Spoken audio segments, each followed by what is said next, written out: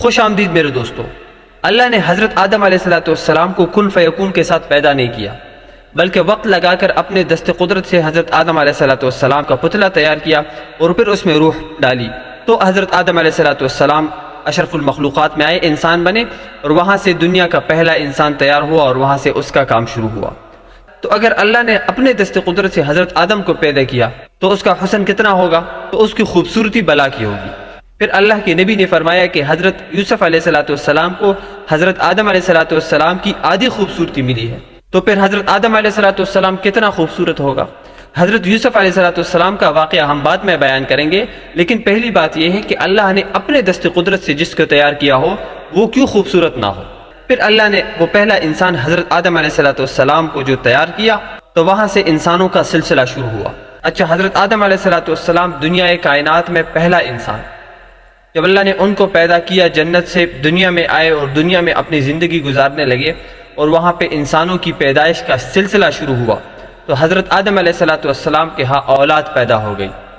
اور وہ اولاد کیسی تھی کہ وہ 2 بیٹے اور 2 بیٹیاں تھیں۔ تو حضرت آدم علیہ السلام کے دور میں، یعنی پہلا زمانہ دنیا کا پہلا دور تھا، اور اس وقت اصول یہ تھا کہ پہلا بھائی دوسری بھائی کے بعد پیدا ہونے والی بہن سے شادی کرے گا،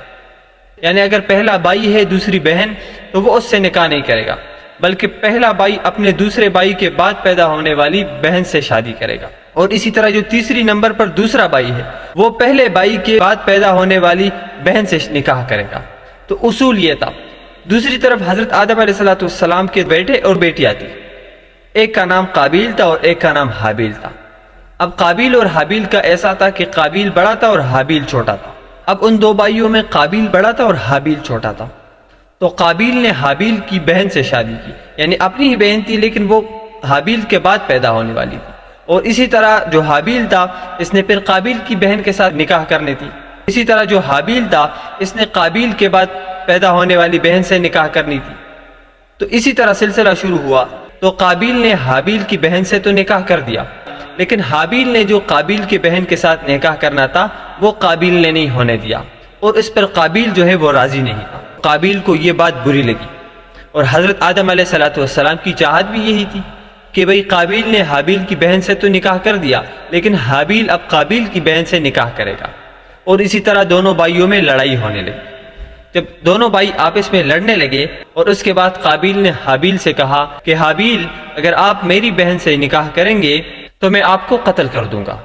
یہاں پر حضرت آدم علیہ السلام درمیان میں آئے اور انہوں نے فرمایا کہ آپ دونوں جا کر اللہ کے ہاں اپنی حاضری لگوائے اور کچھ قربانی اللہ کے ہاں پیش کرے، جس کی قربانی قبول ہوگی وہ صحیح ٹھہرایا جائے گا، اور جس کی قربانی قبول نہیں ہوگی اس کی بات غلط ہوگی۔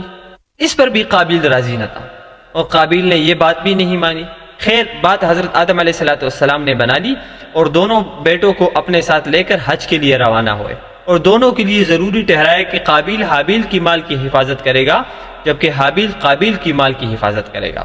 اور یہ قربانی بڑی آسان تھی، کیونکہ حابیل اس کے لیے راضی تھا، اور مسئلہ حابیل کے لیے تھا کہ حابیل کے پاس صرف تھوڑی سی زرعی زمین تھی اور شاید کچھ بھیڑ بکریاں، جبکہ قابیل کے ساتھ بہت ساری بھیڑ بکریاں تھی اور بہت سارا مال تھا۔ تو قابیل پھر بھی نہیں مانا،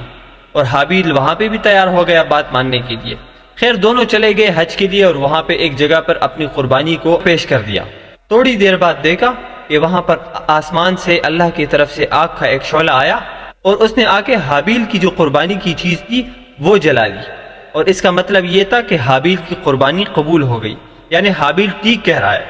جبکہ قابیل کی قربانی قبول نہیں ہوئی۔ وہاں پر حابیل نے کہا قابیل سے کہ دیکھو بھائی، اللہ کے ہاں قربانی کی قبولیت کی شرط صرف پرہیزگاری ہے۔ اس قربانی کی قبولیت پر قابیل اور بھی بپر گیا، اور غصے میں حد درجے تک پہنچ گیا، اور اتنا شدید غصہ ہوا کہ اس نے آ کر حابیل کو قتل کر دیا۔ اور اس کے بعد جب غصہ ٹھنڈا ہوا تو پریشان ہونے لگا کہ اب کیا ہوگا، کیونکہ یہ دنیا کا پہلا قتل تھا، اور یہ پہلے انسان تھے اور پہلا قتل انہوں نے کیا۔ اس کے بعد اللہ نے ایک کوا بھیجا کہ تاکہ قابیل پریشان نہ ہو، اور اس کوے نے آ کے ایک جگہ پہ بیٹھ کے زمین کو کھریدنا شروع کر دیا، جس سے قابیل کو یہ محسوس ہوا کہ اپنی بھائی کی لاش جو سامنے پڑی ہوئی ہے اس کو کیسے زمین میں چھپایا جاتا ہے،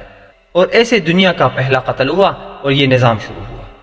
اس کے بعد حضرت آدم علیہ السلام کی باقی اولاد کا کیا ہوا اور کیسی ان کی زندگی گزاری اور کب وہ دنیا سے چلے گئے، تو اس کے بعد انشاءاللہ اگلی ویڈیو میں بات کریں گے۔ وما علینا الا البلاغ۔